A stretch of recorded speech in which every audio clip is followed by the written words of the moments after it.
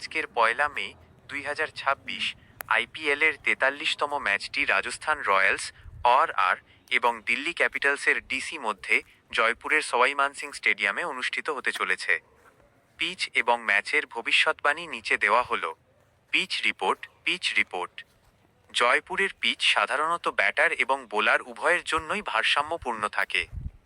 Batting সহায়ক, শুরুর দিকে ব্যাটাররা ভালো শট খেলতে পারবেন, তবে বাউন্ডারি বড় হওয়ায় পাওয়ার হিটিংয়ের চেয়ে প্লেসমেন্ট বেশি জরুরি।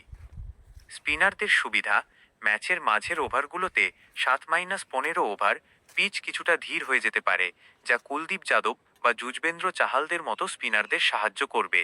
পেসারদের ভূমিকা, শুরুর দিকে নতুন বলে পেসাররা কিছুটা মুভমেন্ট পেতে পারেন, তবে রাজস্থানের প্রচণ্ড গরমে পেসাররা দ্রুত ক্লান্ত হতে পারেন।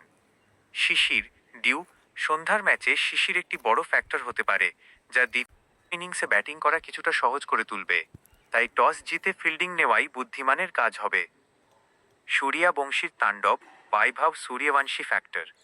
আপনি ঠিকই ধরেছেন, 15 বছর বয়সী তরুণ তুর্কি বৈভব সূর্যবংশী বর্তমানে আইপিএলে আতঙ্কের নাম।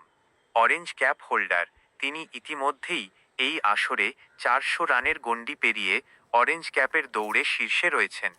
বিধ্বংসী ফর্ম, গত ম্যাচেও তিনি মাত্র 16 বলে 43 রানের একটি ঝড়ো ইনিংস খেলেছেন এবং এর আগে একটি দুর্দান্ত সেঞ্চুরিও হাঁকিয়েছেন। ডিসির চ্যালেঞ্জ, দিল্লির বোলিং অ্যাটাক, বিশেষ করে মিচেল স্টার্কের অভিজ্ঞতার বিরুদ্ধে সূর্যবংশীর লড়াই হবে আজকের অন্যতম আকর্ষণ। ম্যাচের ভবিষ্যৎবাণী, match prediction. Head to head, দুই দলের পরিসংখ্যান 15-15 সমতায় থাকলেও ঘরের মাঠে রাজস্থান রয়্যালস অত্যন্ত শক্তিশালী।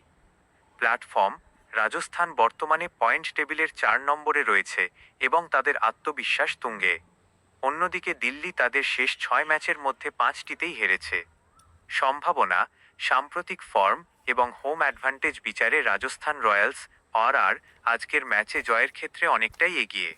আপনার কি মনে হয়, সূর্যবংশী কি আজ দিল্লির বোলারদের উড়িয়ে দিয়ে আবারও একটি বড় ইনিংস খেলবেন?